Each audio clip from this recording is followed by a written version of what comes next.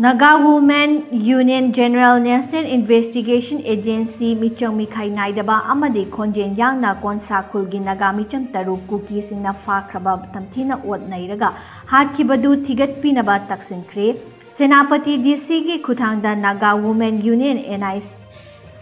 NIA Gi Director General Da Ayi Bachero Piduna Wakat Kivani Union gi President T.S. Preshila Tumaina Khudyeng Piduna Pishin Kiba Cherol Aduda Me Tara Humdoida Kuki Sina Fakiba Konsa Kolgi Village Tege Nagamicham Taruk Adudgi Asiba Hakchang Jun Tarada Fangbangam Kre Masida Mioiba Lichata Wangmada Yamna Tamthina Ot Nairaga Nagamicham Taru Adu Hatkiba Haibadu Kangbangamle Laikhidraba Nagamicham Taruki Asiba Hakchang Fankibaga Mawong adugi yenglaga hakchang makak thatuna koki saruk yauramdaba kaya adu laikhidraba nagamicham taru adu khakta nate leihoriba imung manung amadi khulgi miyoi singdasu yamna nungaitaba chaithing ama piri maram asina mirhat asida chenaba khudimak thidolaga aingi matung ina chairak pigadabani ahanba oina mirhat asigi achumba langlan langjing khangba ngamnabagi damak hauzik fawba Padana Lairiba, Lelon Baife Village ki Ningthau Fagadabani, Nagamicham Faraga Kuki Militanta Kusinabada, Chenaba Lelon Baife Kulgi Nupi Kuncha, Henba Faraga Aingi Oiba Tabak Lakot Katabani, Nagamicham Taruk Tamthina Hatpada Chenaba Lelon Baife Village ki Manipur Police ki Persnen, Tangalian Baife Wi-Fi Fagat Kadabani, Sugi Makada KNAP na Tauriba Tabak Thoram Singh NIA na Thidok Kadabani, Masida Chenaba Miyoi Singi Matakta Aingi Oiba Tabak Lokat Kadabani, Micham Phabada Amadi Fazilaga Thamba Hatpa Amadi Khudam Chang Damanghan Ba Tabakta Hakthengnana Amadi Nakoinana Chenaba Mipum Khudima Fagadabani, Mihad Asigi Khudam Changdang Oiba Potlam Sing Manghandaba Thamgadabani Haidadna Wafam Yauri.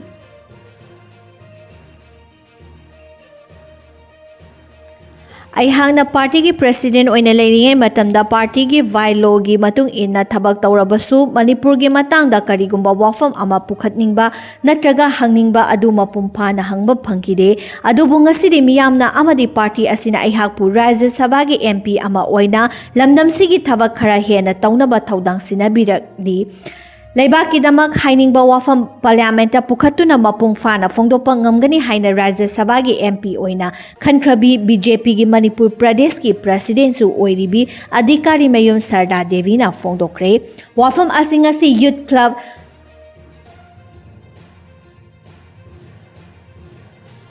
Bisempur da Sinduna Club asigi sanglenda pangthokiba mahakpu okpagi thoramda phongdokibani thoram aduda Manipur gi speaker Thauchom Saitrabata MLA Kongkham Robidro MLA Sheikh Nurul Hassan Youth Club Bisempur gi President Adhikari Mayum Git Chandra Mathang sina Chief Guest of Honor amadi President oina Sarugyaki thoram duga mari leinana Special Guest ki Special guest ki warol da A Sardana Makatana Hai Mahakna Sanglaba Chahi Kuntra Mathoi Rom BJP gi damak katholaga loinana thabak tawduna lakhi maduda awaba kaya nungaitaba kaya thengnarakhi adu mapulaibak ki luraba tanja kaya da party asibu kadai da senaduna lakhi ngasidi miyamna thajabiba amadi party asina nushibibadagi Mahapur Rajya Sabha gi MP ama oina Thabiba asigi damakta tawbimal khangbo utpaga loinana Manipur da thokliba irang asi loishinaba honabada mahangna MP ama oina lawfam thokpa thaudang sing lawbaga loinana Manipur gi matangda miyam gi damakta parliament issue sing paikhatkani miyamna amadi party asina mangonda thamliba kaidongai dasu lemna pukhatkani Miyamna amadi party asina mangonda thamliba kaidongnungda su lemna manghaloi leba asigi damakta mahangna ngamliba makhai Chen Chongjagani haina phongdoki amaromda thorom aduga mari leinana chief guest ki warolda speaker Saitrabatan hai nupa amana rajniti tawba matamda fere hairaba matam asida nupi su oiriba Itaima Sadana Chahi Kuntra Mathoirom BJP gi damakta National gi Mahila Mocha gi Vice President fawba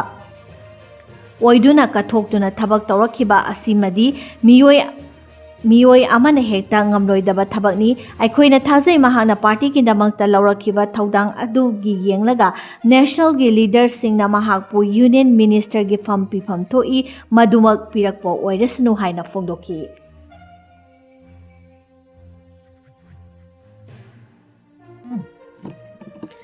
Churachandpur Urkhul amadi tampak tongan-tongan mafamsingdagi Manipur Police amadi CRPF ki mating loinana ngarang NIA na fagatkiba miyoi tara adugi manungda hauji Manipur Police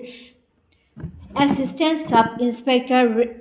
rank ta laiba police officer ama yauramle amaromda NIA na fakiba miyoi tara adugi manungda miyoi amadi Guwahati da ngasi puraga chatkre press na fongba pawgi likhun amagi matung inna NIA na fabada yauriba Manipur Police ki NIA adugi maming Salam Deepak Kawi Imphal West ki Iroishemba mamang lekaidagini NIA asina jiribamda mar nupi ama ref tauraba matung tamthinan hatkibagi thodokta hakthingnana chenai haina maral siri case asida chenaba atopa miyoi amasung NIA na fagatpada yauri mahaki mamingna ningthaujam boboy chahi 63 laimakhom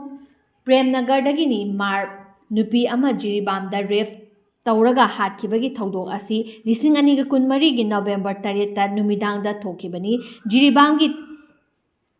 Tairempopi da leiba Josang Kim Mapureba Chusangkhau Kouba chahi kun nipan longgi lenga oigadaba mar nupi asi ref tauraba matung hingna mai tharaga hatkibani thodok asi thokraba matung lising aniga kunmari gi November 13 da Ministry of Home Affairs ki pautak matung ina case register tawjungai mangoinana Jiribam Police Station da BNS X amasung UPA gi tongan ba provision singi makada case register tawramki faraba ningthaujam boboy gi wahang pahong chathabada thodok aduda NIA Deepak Chenai haina haidorakpani case asiga mari lainana NIA na ngarang June 18 da Salam Deepak Koba wahang pahong chathabada mahak masana maral yajaki haina paugi likhun asina makatari Deepak amasung boboy animal duty magistrate ki mamangda puthoklaba matangda makatana thizinaba numit ninigi custody da remand lauraga lockup ta thajinkhre hairi amaromda ngarang NIA na faba yauba miyoi ama ngasi nungthil pung 3 rom tabada Indigo gi flight number humfunipan chamapanga nifumapanda Imphal dagi Guwahati puki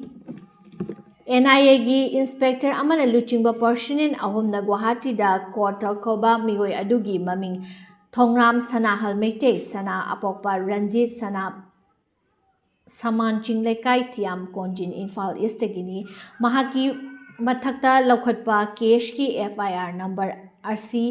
07/2024 NIA Imphal tarik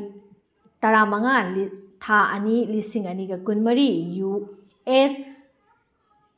1205382365506 302R W section 34 of the IPCC 1860 section 16(1)A 20 of the U Act 19 Act lising amaga chamapan humfu taret ni lemhoriba miyoi taret aduna ukhulgi Punjab National Bank lut tawba manga suba IRB khulai lakpa kuki mari faraga tamthina hatkiba kumja English aniga kun mari gi April 18 ta Narang Senai da CRPF ka attack tawkiba amasung chahi adumaki June 10 da Chief Minister gi convoy da attack tawbada chenaba singni hairi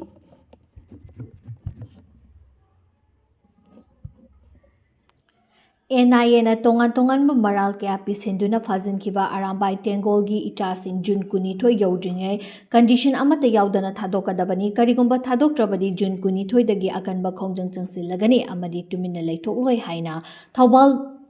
district ki apunba maira paibisingna phongdorakli NIA na Arambai Tengolgi member sing fakibagi mayokta Thobal district ki tongan ba khunsingdagi lakpa maira paibising na ngasi nungthil Thauban Mela Ground da Community Hall da wakat mifam phamduna khongjang changsinkhre khongjang aduda saruk yakiba Old Yaripok apunba ima lukki secretary Kombam Ongbi Matauleibi Laimana Fongdorakpada, Manipurgi Governor the Kulai Sinaraba Matung, Governor na Makatana Faba Punba Tauroi Haibagi Kudye Pinaduna, Lining Laishonda Onsinduna Makutta Kulai Amata Paidraba, Arambai Tengolgi Ichasingbu Anoba Maral Ama Pishinduna, Enayena Faba Punba Taurakpa Haibasi, Lamdam Asigi Mama Singda Singnarakpani. Hairaduna Singnarakanu, Singnaraklabadi, Poloida Afaba Fal Fangloi Haiki, Kumja English Singaniga Kunhumdogi Me Ahumdagi Hauраkiba Kusemgi Oiba Iho Asida, Tongan Katongan Ba Community Sing Tokai Tana by India Langana Siliba, Lalong Asida, Aikogi Furup, Aikogi Izatibu Ngakchanaba Arambai Tegol Haiduna Tokiba Ichasing Aikogi Yelhomi Singbu, Mutkibatare Haiduna Aikogi Kanjaba, Mama Singna Namaleba Kalurao Haiduna